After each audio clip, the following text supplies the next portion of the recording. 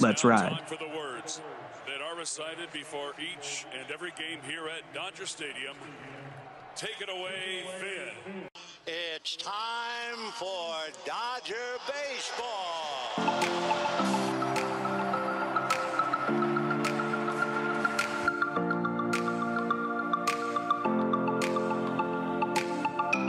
Want to thank you all Dodger fans for listening to the Incline Dodgers podcast all season long. 162 games are in the books, and the Los Angeles Dodgers finish 162. 2019. We'll give 2020 credit to 2021, 2022, and 2023. Basically, 5 consecutive 100-win seasons, if you ask me. 4 technically, but my goodness, what a fun year it was. Can't wait to reflect on it with Jake Reiner and Dusty Baker, who's joining us as well. Glad to have Dusty back. Your Los Angeles Dodgers take the series against the San Francisco Giants on a high note. We got some questions from the listeners. We're going to reflect on the season right now. We're going to talk about the NLDS, the wild card round. Kevin Klein speaking. But let me hand it over to Dusty Baker since it's been a couple months. The last time Dusty was on, the trade deadline was just a couple weeks away. We threw a lot of predictions out there. I don't think we really got any of them right. But hey, who cares? The Dodgers were awesome in the second half, and that's all that matters. Dusty, how you doing? Dude, you know what I gotta say? Cheers to us on making it through. This is some good old Louisville bourbon that we got in our hands to celebrate the Louisvillians that are on the Dodgers. 100 wins. Yeah, we were not quite on par, I think, with exactly what our predictions were. But man, I tell you what, if you had told me that the Dodgers were gonna win 100 games. At that point, I would have said, I don't know about it. If you told me a month and a half beforehand, I would have said, absolutely not. The way that this team has just totally turned their trajectory and figured it out along the way. I honestly got to give credit to the Freddie, right? The Freddie dance is when it all kind of felt like it started turning in the right direction. And the energy just changed on this team. The pitching has figured itself out a little bit. Obviously, there's some question marks, and we'll talk about it in a little bit. But ultimately, man, the offense is lethal. This team is primed, man. They're going to be very dangerous, and I'm excited. We're talking about Dodgers baseball in the playoffs instead of kind of fearing it. I'm going into this thing thinking they've got as good a shot as anybody, including the Atlanta Braves. So I'm really excited to see what they do down the stretch here. I agree, Dusty. I think the tone and attitude really did change with the Freddie Freeman dance. Didn't feel like they lost too many games after they started dancing. I'm excited to see that in the postseason. Hopefully they carry that forward. Everyone watching on national TV will get to see it as well firsthand. So let's hope the Dodgers hit a lot of doubles, a lot of triples, a lot of home runs so they can dance their way all the way to a World Series title. I'm very excited about the Dodgers this postseason. David Rosenthal will be joining us in a couple minutes as well. Jake Reiner, how you doing, my man? I'm good. You know, looking back on some of the predictions that we made at the beginning of the season, I had some horrific predictions, just absolutely embarrassing. Can't wait to do the Incline Awards to see my ass just get absolutely flamed for all the bad predictions that I had. But there are 2 predictions that I want to highlight real quick. Not so much a prediction, but just a take that I had at the beginning of the season, which was this team is better than you think they are.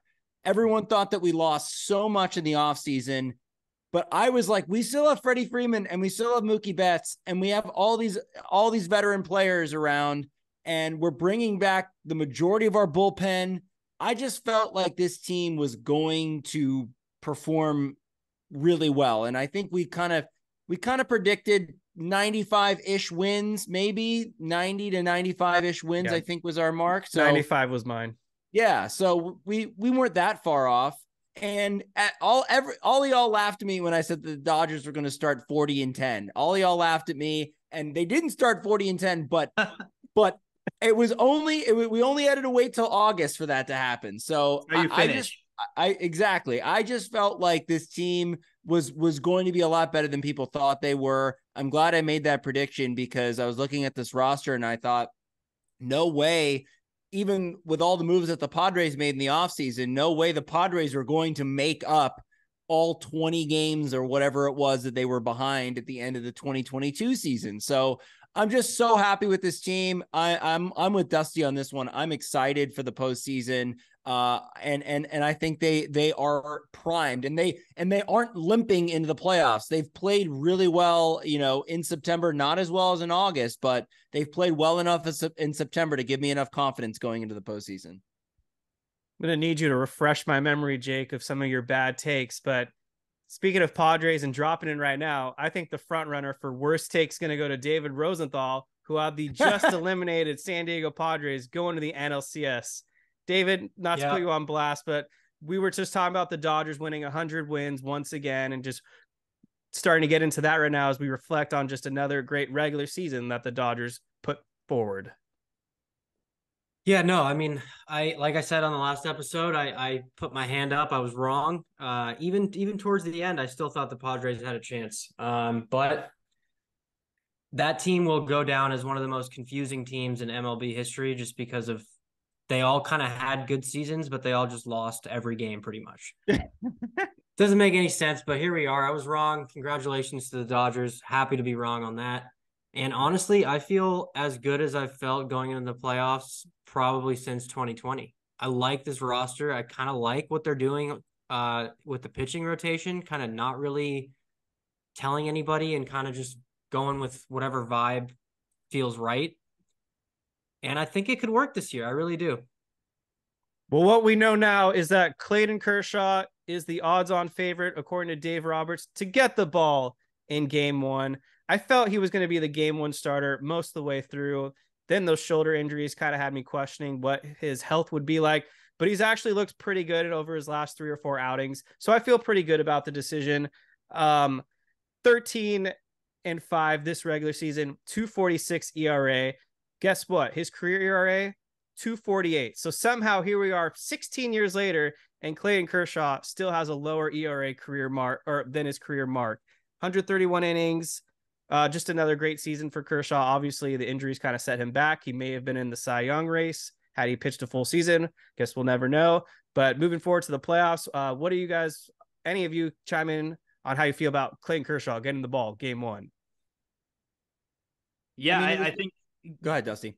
I think the easy thing to say is Dodgers fans need to be ready for a different look of Clayton Kershaw. That doesn't mean it's going to be, we're going to see a way different Kershaw than what we've seen in the past. We're going to see more of how they manage him. I think innings wise, you're probably not going to see him go out for a 7th inning. In fact, you may not see him anywhere near the 7th inning. I could see him pulled after 5 innings of a quality start, or initially into a quality start, and then yanked for a long reliever. I think that's just kind of how you're going to have to expect that. Dodgers fans may sit there and be like, if Kershaw's, allowing no runs through 5 innings, why did they pull him initially? Well, if you look at his recent starts, he hasn't gone over 5 1/3 innings.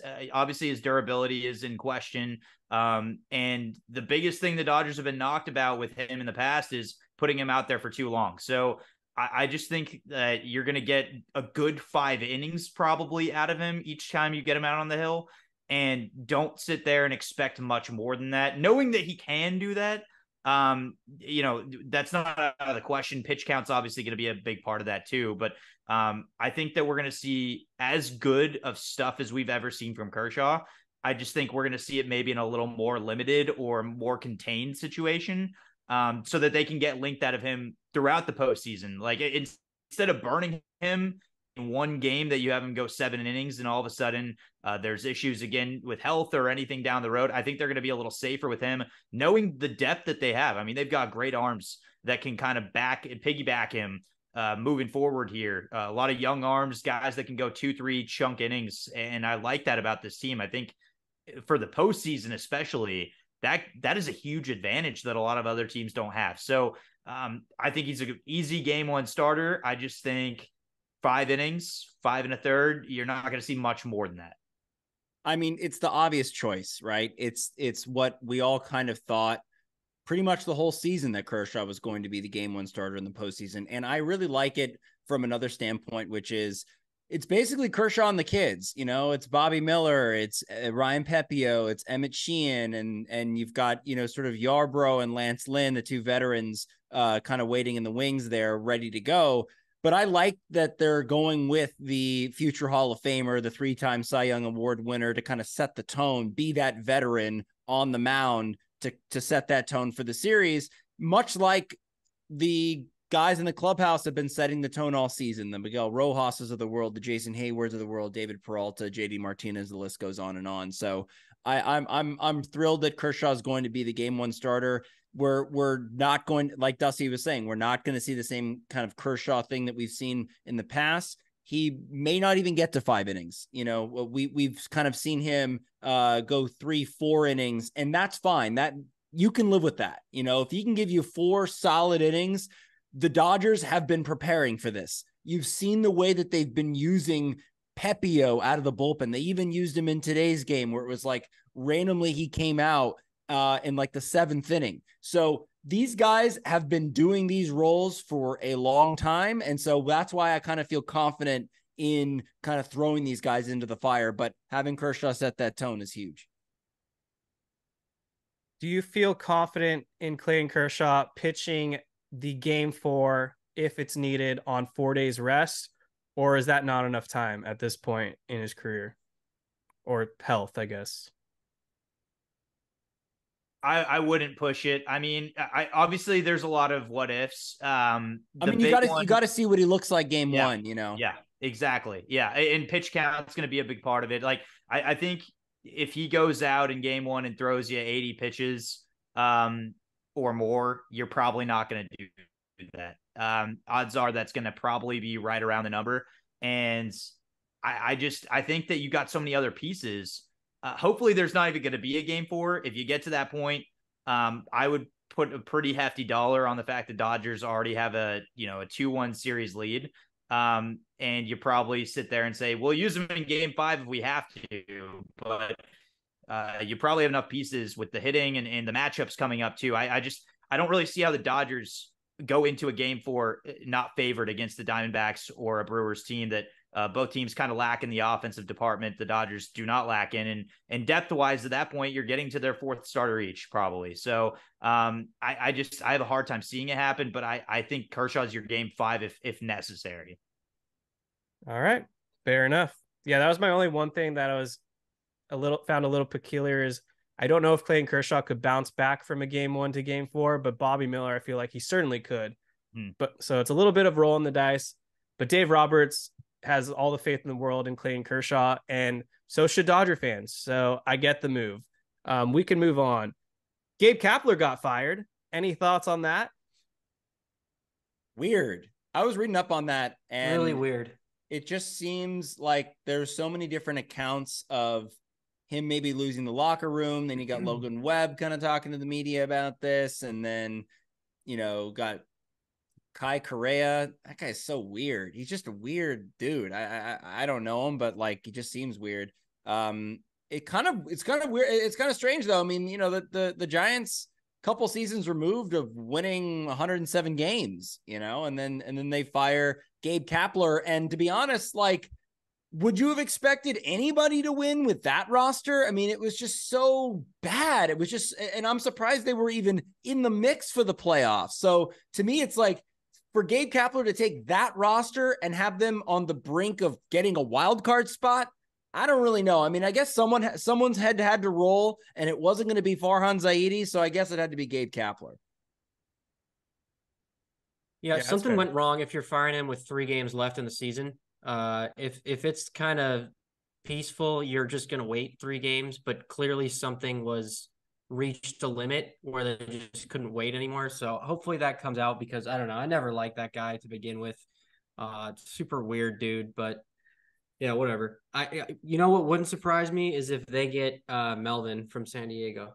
Yeah, that's the fun rumor right now. And honestly, if you look at Melvin and the history of who he's managed, he's used to managing kind of low budget Oakland Athletics teams. Yeah. And that's kind of what the San Francisco Giants in a nutshell are, and low personalities. And for the first time ever, he's had to deal with egos, and it just hasn't really worked out the way that maybe Melvin had kind of envisioned. And so I mean, that is kind of an easy thing to see, is Melvin in San Francisco. And maybe that's why the Giants did it. Maybe they have kind of an in on the idea that Melvin's going to be out soon. Who knows? There's only so much in the industry that we do know from the outside looking in, but I could see that as an easy matchup. But yeah, it is a weird thing. Kapler, some Giants fans got really frustrated with just the constant platooning. I think at the end of the day, it's hard to expect success when the guys you're platooning with, no matter what, they're not going to have success on either side of the ball. And so he was put in a very difficult situation. I think he did a good job 2 years ago, to be honest. He pushed the Dodgers to the brink, but he's kind of a weird dude also. So I don't know. It kind of goes both ways. I never would see Gabe Kapler being a World Series champion manager either. So the Giants, maybe in their head, they think there's somebody out there. I got to be honest though, the Giants front office, they should probably look at themselves in the mirror and say, why the heck have we not had a major signing? What has gone wrong here? A lot of it's the front office. So they should probably take some accountability as well. Agree with that. Yeah, I kind of always liked Gabe Kapler. He was obviously the player development specialist for the Dodgers, was a big part of Corey Seager and Cody Bellinger being the players that they became. I would welcome him back in a lesser role like that. But I agree with Jake. The rosters that they handed him just weren't really fair, to be honest. And when you look at Gabe Kapler's managerial career, it was always like mid teams, and then that 2021 team, 107 wins, just a huge outlier. This is a good question coming from Whitman7. So this will be our last crack at it before the NLDS roster is announced. What are going to be the 13 pitchers that the Dodgers line up in the NLDS against either the Milwaukee Brewers or the Arizona Diamondbacks? All right. So should we just do this together? Yeah. Okay. Yeah. Teamwork makes the dream work. All right. Kevin, you want to take stock of everybody? Okay, so I'll write them down. Kershaw, Miller. We saying Pepio's a lock, I assume? Yes. Yeah. Okay. Let's just stick with locks for now. So Phillips, Gratterall, Brazier. All right, that's Shelby Miller. 6. Shelby Miller for sure. 7. Who else is a for sure lock? I think Yarbrough. Kelly. I think Yarbrough. Yeah, Joe Kelly. Yarbrough. Yeah. We'll put Joe Kelly. We'll put Yarborough. I'm Lynn? saying Sheehan's a lock. Sheehan is a lock. Definitely. He's been the second best pitcher for the Dodgers over the last month. I think he's an easy lock and gives you length as well. Lance Lynn. How many is that, Kevin? We're at 10. So we three need more? 3 more. It's a good problem to have when we get that quick already. So Vesia and Ferguson are still floating out there. Lynn is floating out there. Lynn, yeah. I think at this point, Michael Grove is going to make it. They've already used him 3 or 4 times now out of the bullpen. He's succeeded every time. For whatever reason, the Dodgers are just enamored with this stuff, and he's not good at starting, so they better not do that. But out of the pen, he's been pretty solid. So he was actually pretty decent out of the pen earlier in the season when they did a whole opener deal with him, and then they brought him in for 4 innings there. So he, for whatever reason, seems to have success there, and he does have good stuff. It's just like we brought up last time. I think David brought it up where he had that weird stat line where he gave up 10 runs and struck out 10 guys. I just, you kind of hope that that doesn't happen again. But to me, it's he's the name at the end of the bench. He's not going to be a guy that you're going to call on. To me, I think he's going to be a Kenta Maeda, Ross Stripling guy. But yeah, you're not going to, you're bringing him in over a Shelby Miller or a Joe Kelly, or you're bringing him in over those guys. Exactly. It depends if it's a back-to-back. I don't know if they want to use Joe Kelly and Shelby Miller back-to-back nights. That is kind of dicey. I mean, the way it's lined up, it's you've got a game and then a day off and then another game. So you probably could do that. You probably wouldn't have to go to Grove. That's true, except I believe games 3 and 4 are sandwiched. Yeah.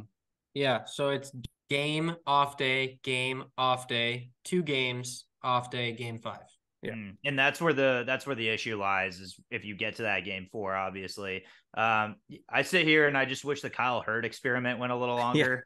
We I'm all sitting do. here, I'm like, yeah, maybe at least one more game. oh god, man, like, can you imagine just the firepower that kid has? I think he's going to be special, and it just kind of sucks because we could have this argument about him, but obviously he's kind of out for the count on that. But I do actually kind of lean towards what Kevin's saying, just because of an overall depth standpoint. I think that Grove can give you a couple innings, and he is technically the hottest hand. The thing that I'm having a hard time with is Caleb Ferguson, to be honest, because Ferguson's just been struggling lately, but he's got put out stuff. So it's like, what Ferguson are you getting? We've seen hot streaks. We've seen the highs. We've seen the lows with him. Over the last month for Ferguson, it's not been good. It's been a 6.97 ERA, a whip over 1.5, but the K per nine's over 13. So, I mean, he puts guys out. I don't know if I trust him. The problem with Ferguson is that the lows are horrendous. And they're really bad, and that can put you out of a playoff game. So that's the problem. Do you go with the kind of, in my eyes with Grove, it's maybe a high floor, and with Ferguson, you have more of a potentially higher ceiling, but as far as the possibility for chaos, he could break a game from a 3-1 game turns to a 7. No, that's what concerns me about him. Are you leaving off Ferguson? Vesia and Lynn? No, I would like to make a case now. So Please. last I spoke, we had 10 locks, and then there's 3 spots. So I'm going to personally guarantee that Lance Lynn will be on this roster, and the other 2 spots are going to go to Ferguson, Vesia, or Grove, 2 of those 3 guys. And the final spot is going to go to Lance Lynn. And I'll tell you why.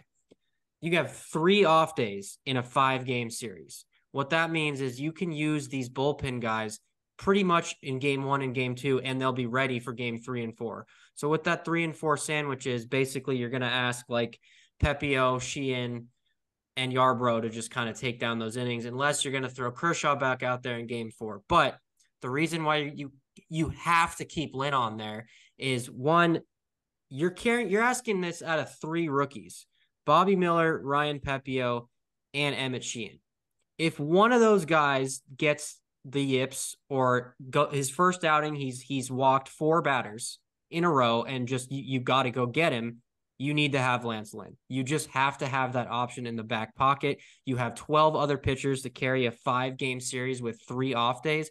This is an absolute no-brainer. Ideally, you don't have to use him, but I'm personally going to guarantee that he is 100% going to be on this roster. You have to add him on there. I'm with you on that. He's been there, he's done it, and he eats innings. So I agree. I think that it's not necessarily the sexy choice. Obviously, the numbers aren't very great, and he's not the most reliable as far as from how he's been pitching this season, but he eats innings, and yet you need a guy that can eat innings too in the playoffs. So, and he is phenomenal. If he gets into a jam, he can get out of any jam and hold his composure, and he's been there before, which in the playoffs, you want to have that option. If you break glass in case of emergency, option guaranteed. Yep, completely agree. Where do you fall on this, Kevin?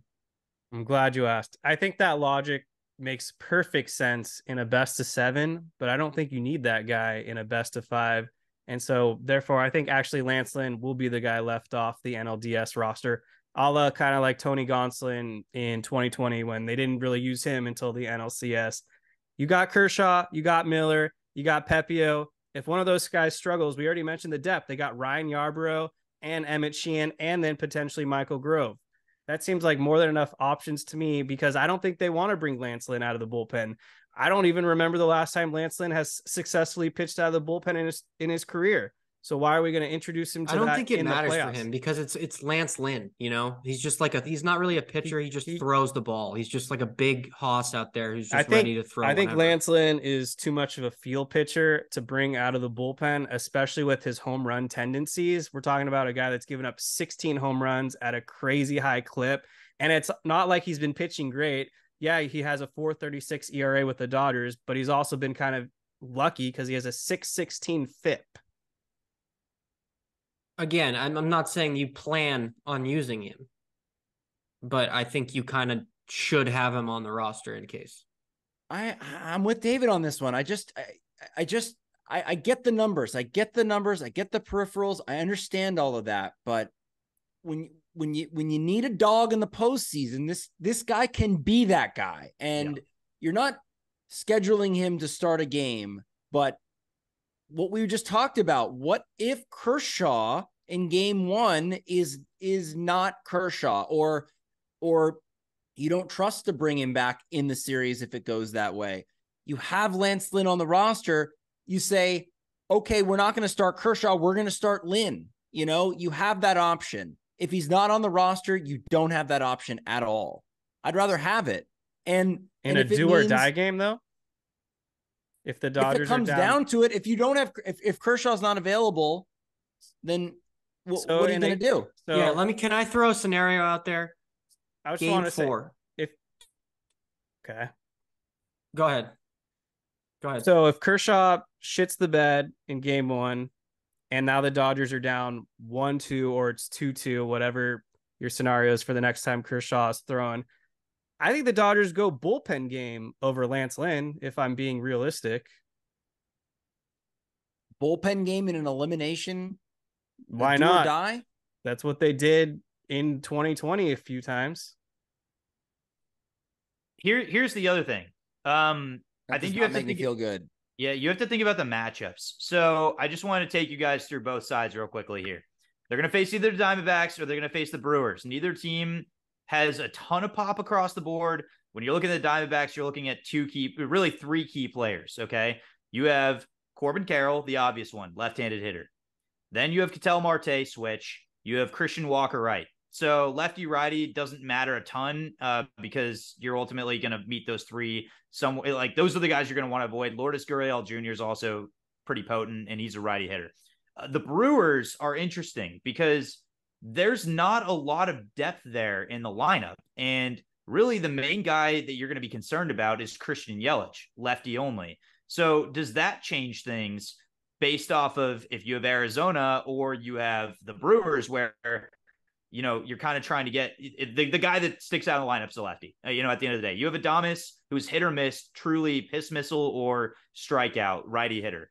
That I wouldn't worry too much about matching up, but I would with Yelich. Yelich is the kind of guy that you have to think about. So does that change the thing, right? Like, does that change your mindset if it's the Diamondbacks or if it's the Brewers? For me, it doesn't do it a ton. I kind of have to lean Lance Lynn as well because of the reasons already stated, but I do think it is a fair point to consider actually just when you're talking about the lefties of Ferguson and Vesia. I think that almost solidifies their time in the rotation and then, or in the, as far as on the roster. And then you sit there with Grove or you sit there with Lynn and, I don't know how much of a difference it makes if you're looking at, one of those two teams, but as far as power is concerned, Arizona's got a lot of pop. Milwaukee is lacking in that department. I mean, the lineups are, I don't want to say the lineups are similar, but in terms of like, but in terms of like, do they scare me? It's sort of like, you hit or miss. Yeah, exactly. It's kind of a toss up there. So I don't know if it matters in terms of matchups of what, which pitchers you'd go for. I think you do have to carry at least one of Vesia or Ferguson though. Oh yeah, 100%. Yep, no doubt. Also, Dodgers went 5-1 against the Brewers. They went 8-5 against Arizona. Neither team is predominantly left-handed heavy. So I think if you got Yarbrough, you can easily use him for just 3 outs. So that's already one guy. And then they really only need one of Ferguson and Vesia. So it is going to be interesting. I do think that if they do play the Brewers, which seems more likely, then they probably will roster Lance Lynn just because he's had a lot of success against them. But if the D-backs, sneak their way through, I don't think they need him. So I do agree with Dusty's point. It will be matchup driven. Also, Carlos Santana on the Brewers. He kind of was sneaky against the Dodgers this year. Yeah, he's gotten a little hot too down the stretch. So I he's always a guy to be concerned about. Former Dodger, technically, by the way. Yeah, aka Casey Casey Blake. Blake.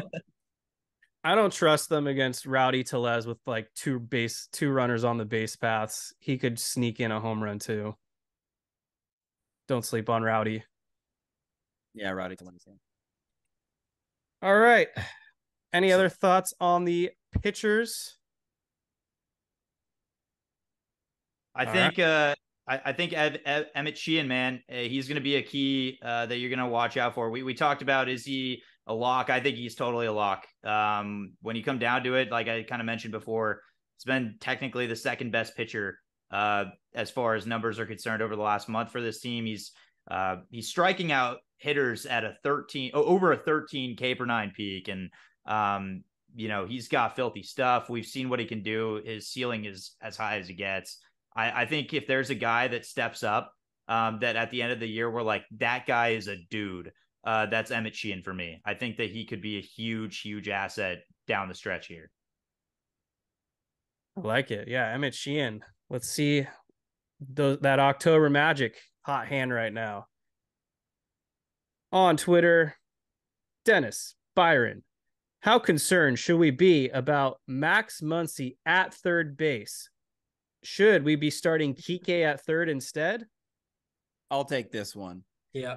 Max Muncy, the two things that I was worried about, kind of like, in the peripherals here going into the postseason, is Dave Roberts making one or two just asinine, just tear your hair out decisions, and Max Muncy at third.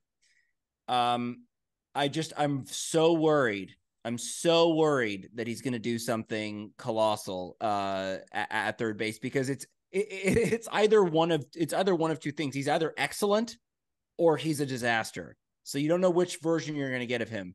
But the bottom line is that he has to play. He has to be in the lineup. Just no question about it. So you can't start Kike, unfortunately, but you can bring Kike in late in games, depending on what the situation is. The Dodgers are up big, or if Max Muncy's not going to come up again in the lineup. But if it's a close game, either they're down by a run or two, or they're up a run or two in the late innings, you got to just ride with Max Muncy. Agreed. Yeah.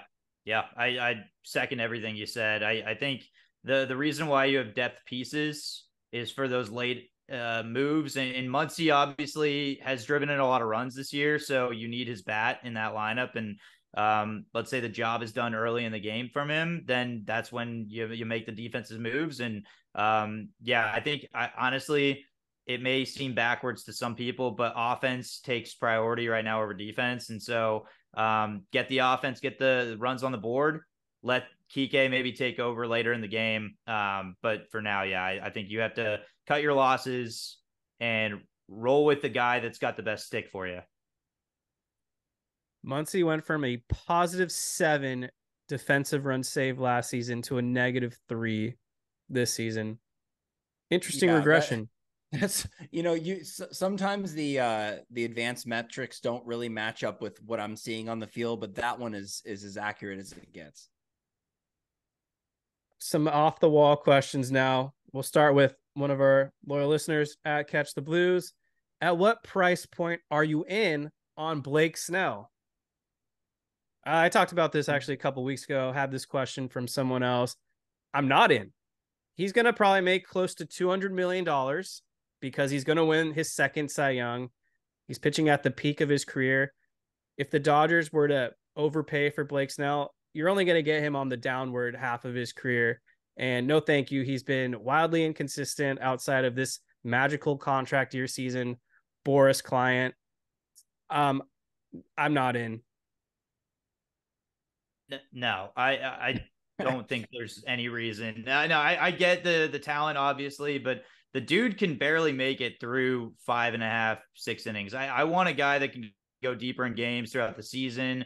The Dodgers' biggest issue this year, as you've seen, is health. They need guys that can go deep into games, and Snell is the opposite of that, basically, down the stretch. And we obviously don't know the future of Kershaw here, and you just want somebody that can eat innings for you.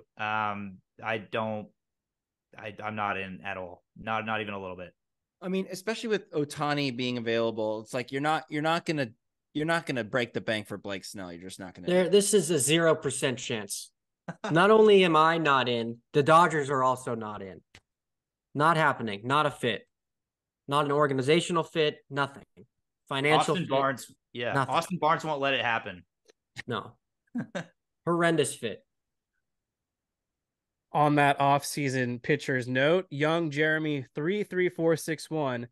Last episode, you talked about starting pitching options in the free agent market for the Dodgers next season. Would you go after Lucas Giolito? He feels he'd be a great reclamation project. Yeah, I liked him at the deadline. I would have liked to see what the Dodgers would have been able to do with him had he been on the roster. I mean, he certainly was terrible with the Angels, but that makes a lot of sense because so was Tyler Anderson. But then he had a couple of really good starts with the Guardians. So I don't know. I mean, his stuff is still there. It would have been a good fit. I mean, just Southern California wise. I mean, he's from, Southern California. So I'd like to see it. I think he'd be a better reclamation project than Noah Syndergaard was. So I feel like he'd be a much better fit than a lot of people would like to think. I'm indifferent.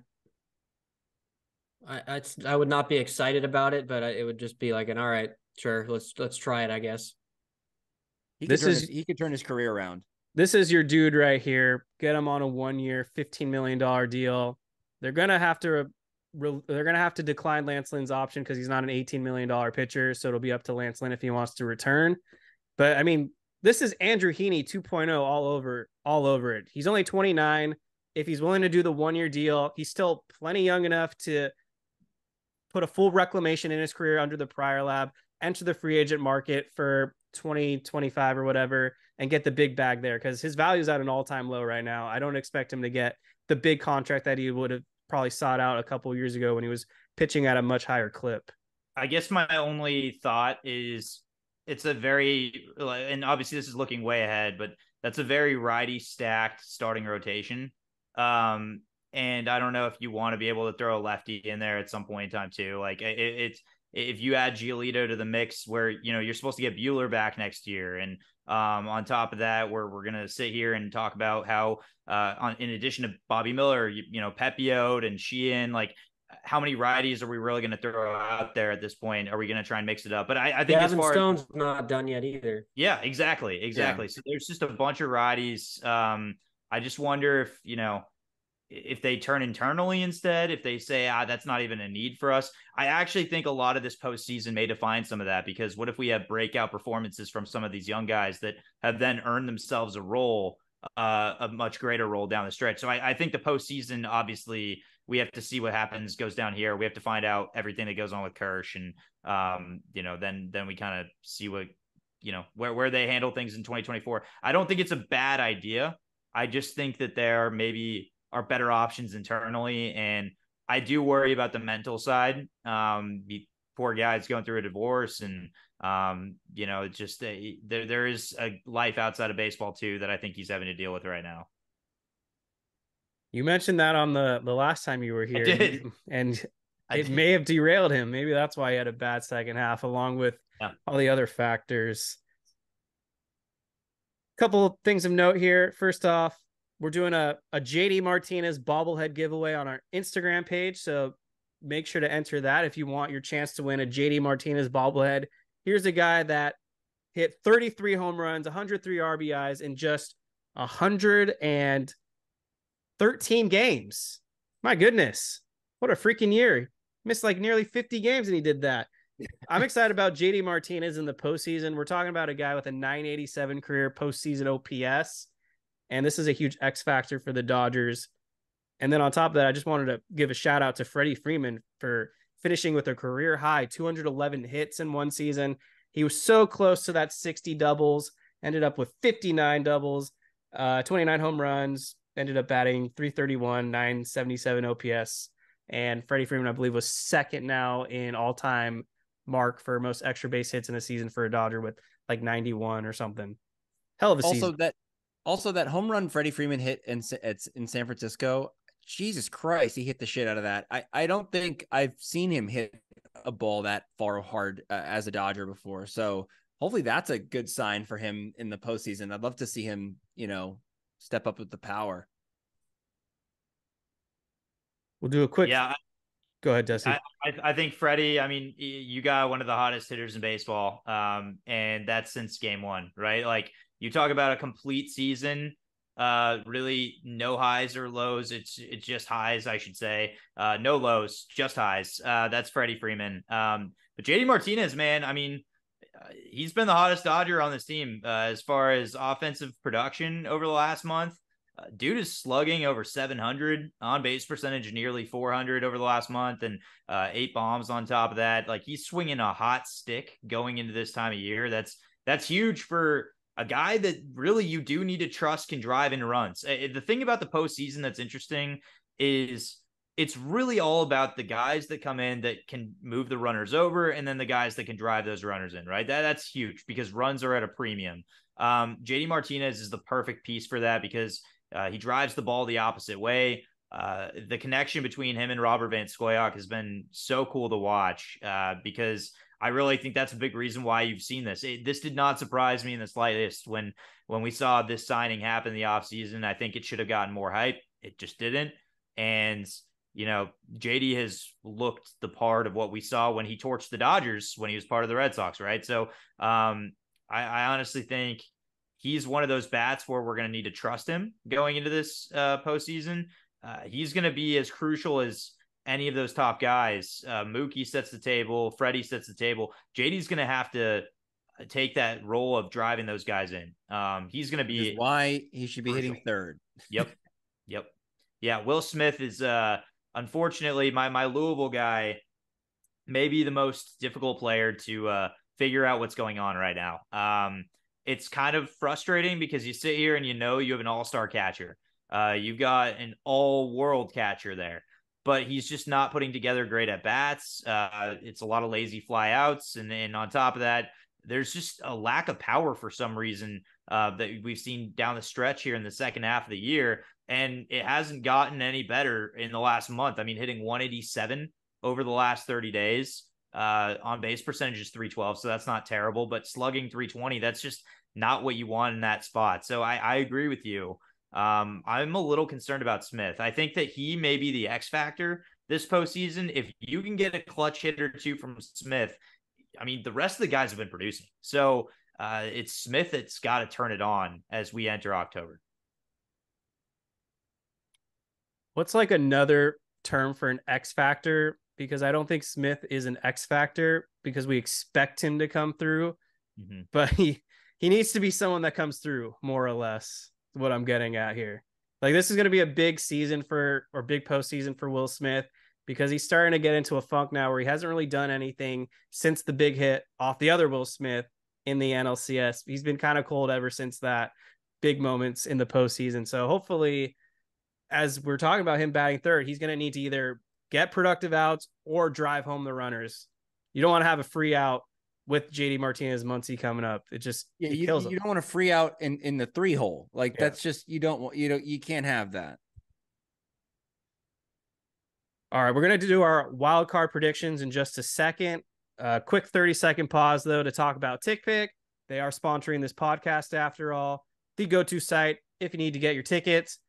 Postseason is literally around the corner. We have the times out now for the wild card round if you're trying to go to that. We have our schedule for the NLDS. I highly recommend TickPick if you want to get your Dodgers tickets because there's no service fees at checkout. If you're a Rams fan and you want to see Puka Nacua, who is the next star in Los Angeles, TickPick's got you covered. Or if you want to see Justin Herbert throw the ball to Keenan Allen, you can get your tickets on TickPick. All you got to do is download the app. It's as easy as that. Search TickPick, and they got you covered. I'm telling you, we've all used it here on the podcast. Best deal out there. It really is. All right. We've got our wild card matchups. The postseason bracket is set. I'm just going to go in order based off the screen I'm seeing, and then I'll rotate things around. So we'll start with Dusty first. You can give me a quick 30-second rundown if you want, or a minute. ALDS, 6 seed Blue Jays against 3-seed Minnesota Twins. Who you got and in how many games? The easy talent in this is the Blue Jays, but they haven't been able to really put it all together at all this season. They're kind of one of those teams that slipped into this thing. The Twins are terrible in the postseason. We know that history. I kind of like the Twins pitching generationally terrible. Yeah, generationally awful. I think not that just terrible. Yeah, awful, historically bad. Yeah, I think that ends. I actually think it ends this year. I really do. Wow. And you know, I like the pitching a lot. I think the ascension of the lineup, it looks a lot better. Key name to watch out for, Matt Wallner. Kid's got some serious pop, and I'm going to take the Twins in 3. Okay, Jake, you're up. You know, you've got the Twins and the Blue Jays, and the thing is that both of those teams have had their fair share of choke jobs, so it's hard to really put your stock in either one of these teams. But I'm going with the Blue Jays. I just think that they have the better offense, and I think they have good enough pitching to win. And so I say it goes 3 games, but I'm taking the Blue Jays. David's up. Yeah, I mean, like I said, this is a battle of generational chokers. I mean, let's not let Toronto off the hook either. They are notorious for either just missing the playoffs or getting to the playoffs and then just completely shitting their pants. So in a battle of the worst choker of the decade against pretty substantial choker, I'm not going to be the one asshole who picks Minnesota. So I'm absolutely taking Toronto. I'm not going to just keep waiting for them to just end this curse. I'm just going to ride the curse until it's over. And then maybe I'll be able to pick them after that. Maybe. I'm that one guy. I am that one guy. Twins have lost 18 playoff games in a row. They haven't won a playoff game since 2004. And I think it continues. So I'm going Toronto in 2. All right. So we'll start with Jake now. The 5-seed Texas Rangers going to Tampa Bay, the 4-seed, the Rays. That's a tough one because the Rangers have a tendency to I mean, they could run you out of the ballpark with the amount of firepower that they have in their offense. But Tampa Bay has just been there. I mean, they've been there and they have kept that team intact pretty much. And they've been there without pretty much all of their horses in their rotation. So it's hard to bet against the Tampa Bay Rays, but I'm taking Corey Seager and the Rangers in the postseason. And I say that the Rangers win in 3. David. I'm taking the Rangers as well. I don't buy the Rays. I still don't understand how they're good, but they just are good. It's kind of like the opposite of the Padres, pretty much. But I do think the Rangers kind of get their shit together. They kind of, speaking of chokers, dude, they were up 3 games in this division like 4 days ago, and somehow they lost this division. But I think they get their shit together. They were a strike away in 2011. Yeah, they love being a strike away. That's like their thing. So I think this series does go the distance. I think it's very close, but I think Texas takes it. I'm going Rangers in 3 as well. Corey Seager owns the Tampa Bay Rays. I don't know who the hell's pitching for the Rangers because they have nobody left, but I learned my lesson last season. The Rays just couldn't seem to score runs in the postseason. They can't seem to score runs really in any postseason. They lost Franco, who's like a pedophile. Rosarena's banged up. They're just a pretty decimated team right now. They're both pretty crippled, but Bruce Bochy, we didn't even mention his name. There's a guy that knows how to win playoff series. Almost did. I almost brought him up, but I don't like Bruce. I'm going the Bochy factor and Corey Seager. So yeah, Rangers in 3 and Dusty. Talk about a really difficult series to pick because the Rangers couldn't go into this thing really much more cold, and their bullpen's been really bad. They're, as you mentioned, they're beat up in the rotation. So naturally, I'm also picking the Rangers because that lineup is so good, and Josh Young came back healthy just in time for the playoffs. I think he has a role, and yes, I'm going to roll with Corey Seager as well as kind of the MVP of that series. So I'll say Rangers in 3. Because I think you're going to see a really well-pitched couple of games from Glasnow and from Eflin as well. But then the Rays really don't have much depth there too. Taj Bradley, maybe. Like, I think that you're going to see maybe a win in game 1 from the Rays, and then the Rangers take the final 2. All right, David, you can start with this one. The 6-seed Arizona Diamondbacks will be taking on the NL Central 3-seed winner Milwaukee Brewers.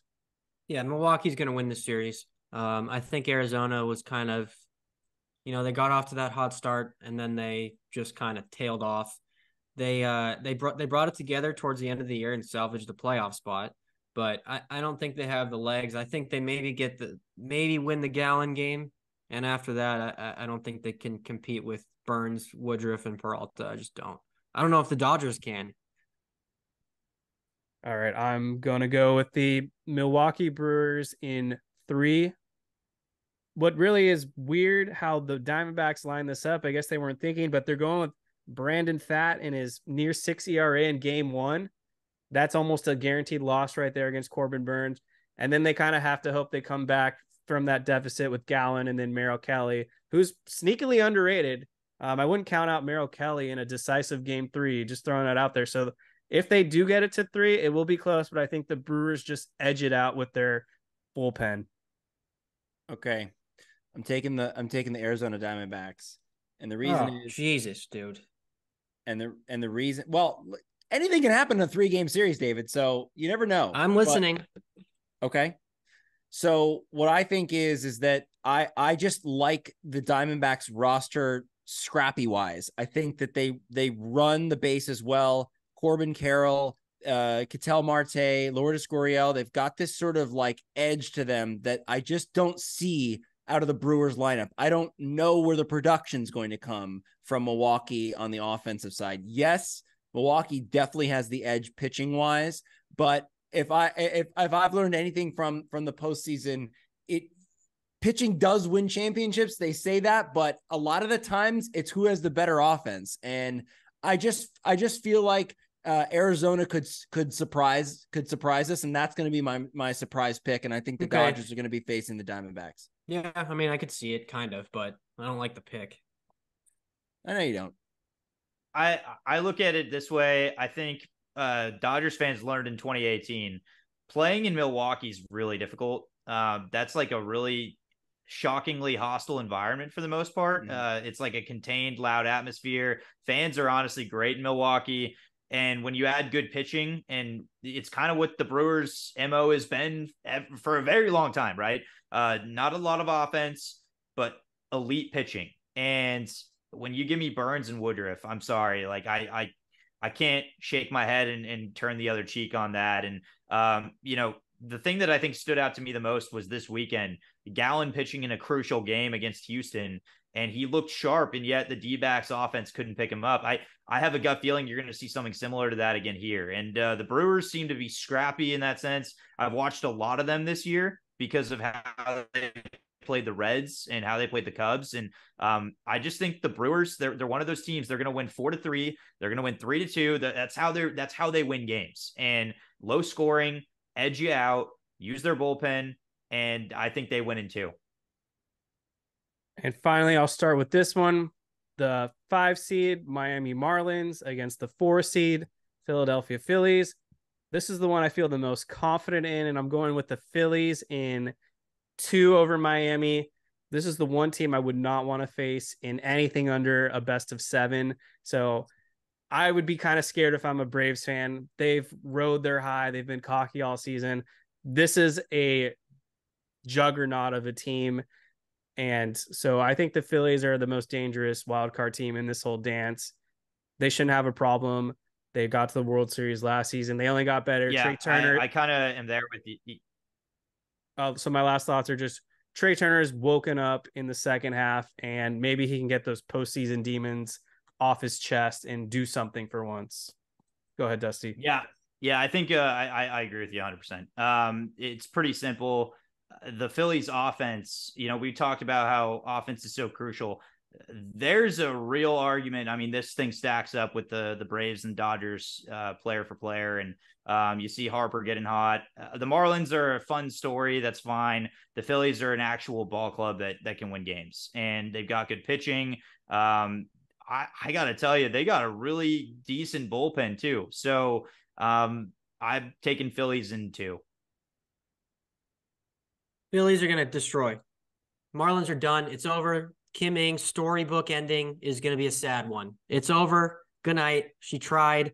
She got to the playoffs, which is more than that loser GM could do before her. Good for her. Good for Skip Schumacher. But it's over, Cinderella. The shoe doesn't fit anymore. Phillies in a sweep. They don't have Alcantara, do they? No, or I don't think they have Yuri Perez either. All right. Yeah. Phillies in 2. All right.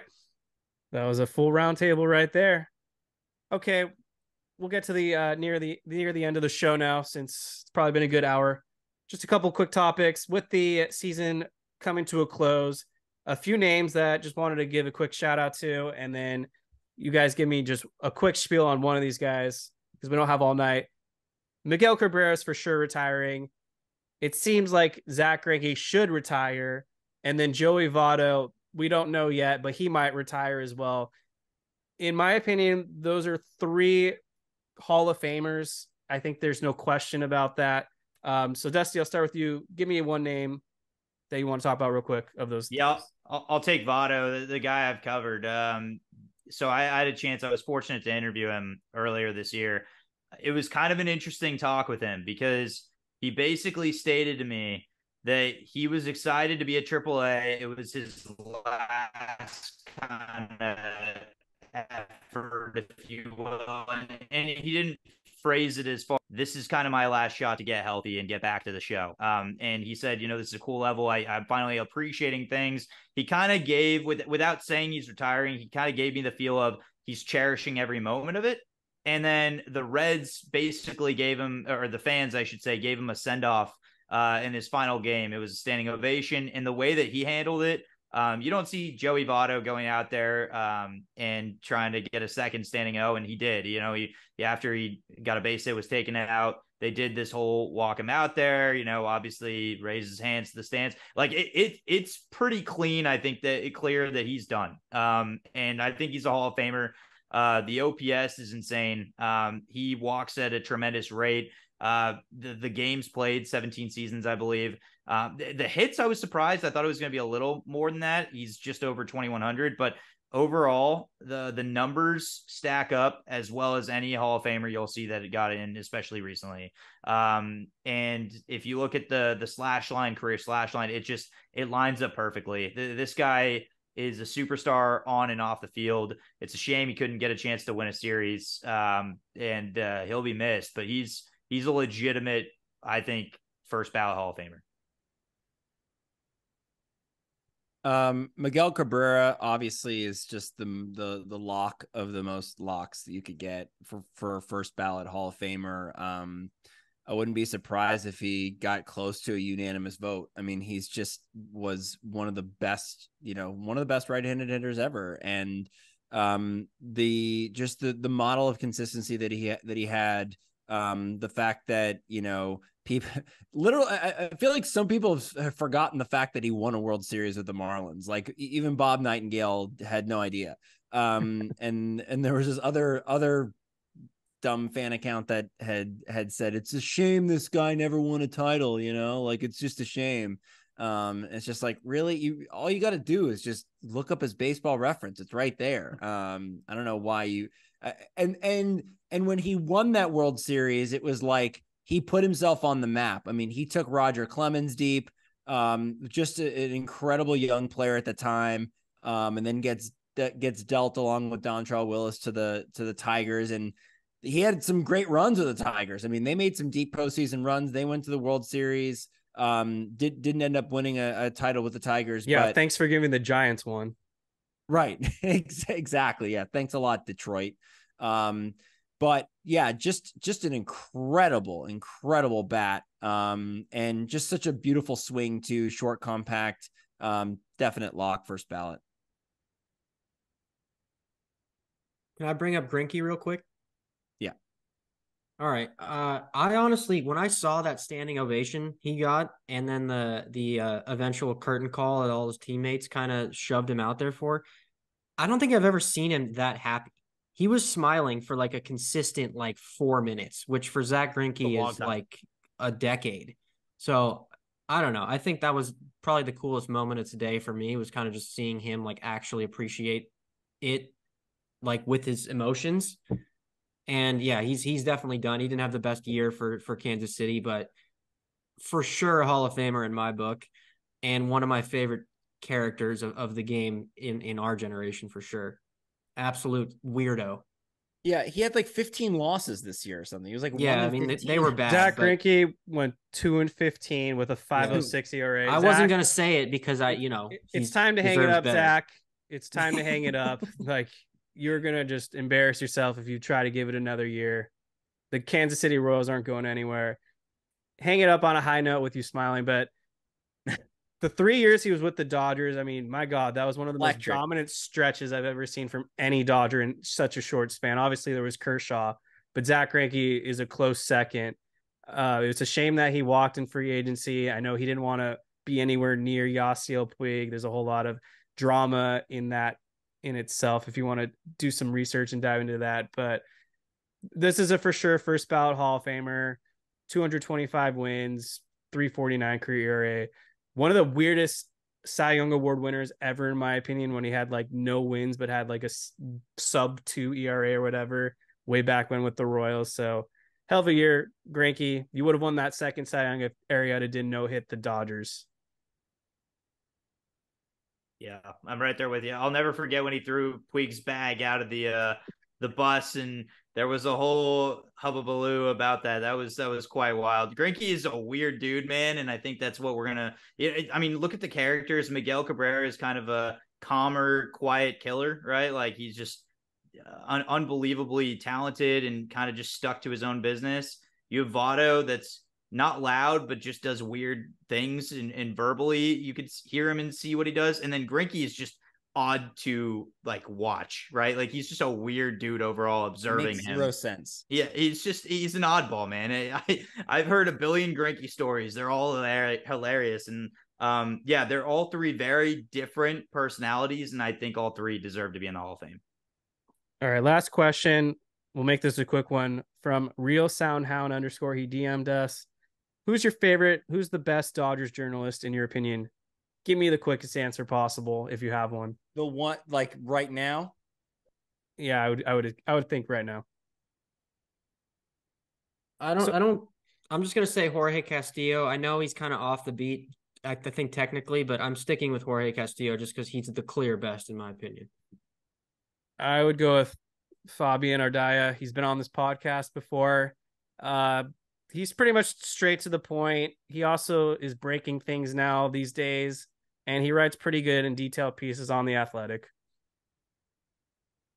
I'm gonna go with Jack Harris, the LA Times, kind of new on the beat for LA as far as LA Times are. Actually, you know what? Well, no, I'm gonna go with Jack Harris. He's young, he's eager.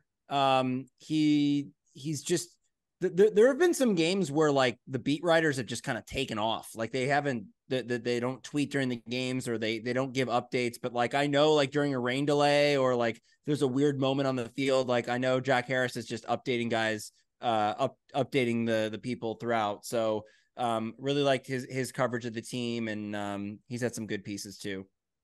I think Fabian, just from a distance, he's really probably one of my favorite follows on Twitter too, just because, as I kind of had mentioned off air, I don't always get to see the first couple of innings of the Dodgers just simply because I'm working on covering other teams myself. So he's kind of one that I would say is my most trusted one that I follow. I will say Alden from ESPN, he's not technically just the Dodgers beat, but he's a good overall reporter that covers LA sports. And I've met him personally, great dude, and he does a lot of hard work and told me his story coming over from Florida and just kind of the work he's put in. I thought it was really interesting. He's got double the trouble, man. He has to cover a really good Dodgers team, and then he has to cover the train wreck that's down the freeway, So I have some respect for him as well. But he doesn't think Ben Wallace is a basketball Hall of Famer. that's why he covers baseball. Got anything else, Jake? Nope. All right. David, you got any other topics you want to cover? I'm all good today. All right, Dusty. Anything you want to cover real quick? Hey, let's have a good postseason. I'm really excited to watch it. Hopefully the games don't go till 4 a.m. my time. So really excited about that. And let's go blue, baby. Let's go secure a title. Let's All right, go we'll leave it Blues, on right. we'll leave it on a high Michigan note. Wolverines undefeated. Horned Frogs are not, but we're gonna live off what happened this past year. We live in the past. We die. I would if I were you as well. All right, last topic question I want to throw out there to leave on a high note. So in this Sunday night game, Jets, Chiefs, they showed Taylor Swift 17 times on the camera. You don't have to give me a Dodger in particular, but if any random Dodger started dating a celebrity, who would you want it to be and why? Who do you want to see on the TV over and over and over? Huh. Well, let's not forget when Matt Kemp dated Rihanna and how things went there. It did not go well. Yeah. Pretty sure he won an MVP, but I'd want almost Michael won an MVP. Grove. I want Michael Grove to date somebody so that I don't have to worry about what happens on the field. yeah, so Matt Kemp and Rihanna split in 2010. She wrote, "Bitch better have my money." Well, guess what he did in 2011? Should have won an MVP. There. The redemption story. Yeah, there you go. I feel like James Outman could be with someone, but I can't figure out like who would be good. James Outman should be with the actress who played Daenerys Targaryen, dude. Oh yeah, what's her name? I forget her name. Emily. I have no something? idea who you're talking about. Well, yeah, But somehow you haven't seen Game of Thrones, Oh, yeah. which is another topic. But one of the worst shows of all time. yeah, What? totally, dude. Oh my So god, bad. That's a horrible take. Yeah, Game of Thrones just After sucks, right? everyone said it, the last season was terrible, I take my W. No, it wasn't that bad. Everybody who said that is just a big baby. It's no Succession. Her name is Amelia Clark. See, I knew it was Emily something. Close. Kind of Yeah, Emily. James Outman should date Amelia Clark. Yeah, that's my answer. I mean, it's hopefully perfect. she's I not mean, he's married. Jon Snow. He's Wait. Well, James Outman's married, so I hope for his sake. Bobby Miller, young dude. There you go. I'm trying to think of like who fits. I didn't know James. I didn't know James Outman was married. So sorry about that. Don't date Amelia Clark. Don't do it. Sorry, James's wife. I want a random story like Emmett Sheehan, assuming he's single with like Lizzo. I think that would be freaking epic. Just Lizzo at the Dodger game. This is over. This Would topic is over. Absolutely hilarious. Yeah, Emmett Sheehan, Lizzo. Let's everybody have a good night. Lizzo should be in jail also. You ever see the movie Road Trip? Yes. Just think of that. No, Lizzo needs to be in jail, dude. Oh, Jesus. Okay. We've seen all that shit, Lizzo. We're going off the rails here. Yeah, well, Kevin started it. It was meant to be funny. We're not saddling Emmett Sheehan with Lizzo baggage. We may have some real problems for that season if that happens. Then the ceiling for Sheehan goes way south. Yeah. As long as they stay clear of Kardashians, they're okay. I think there's Olivia Rodrigo. I don't think Watch there's out any for more. Olivia Rodrigo. She could be on the hunt. I don't even know who that is. Olivia Rodrigo? Yeah. Yeah. Keep an eye. Bobby Miller. That's what I'm telling you. Bobby Miller, Olivia Rodrigo. You heard it here first. There we go. That's a good one. Yeah, Like there you create go. a player actress for me or something. You don't know who that is? No. She's a singer. All right. Might as well be Mary Sue Johnson. She did that song Driver's License. I'm sure you've heard that song. Probably have if you played it. Yep. She's the next Taylor Swift in terms of popularity, just to get I triggered. highly doubt that. She's Well, pretty you're- close. yeah, She's you're- like in trajectory. It's kind of wild. These are topics we're not qualified to talk about. I refuse to believe that. Well, you refused and you're wrong because No, you can look at we'll look back on this. This is not going to be one of my cold takes. There's no way that person, Olivia Rodrigo, is Taylor Swift. Dude. Rodrigo. Get the fuck out of here, dude. I've never even Rodrigo. heard of this person. She was Fucking at Taylor the Swift. VMA like the Get other the day. End the fuck show, outta bro. here. End the show. All right. I don't have any final thoughts, but Good. Dusty, thank you so much for joining us again. Next time you hear from us, we'll be previewing the NLDS in a few days. We'll find out who the Dodgers are facing. It'll be Diamondbacks or Brewers. Make sure to follow the Incline Dodgers on social media.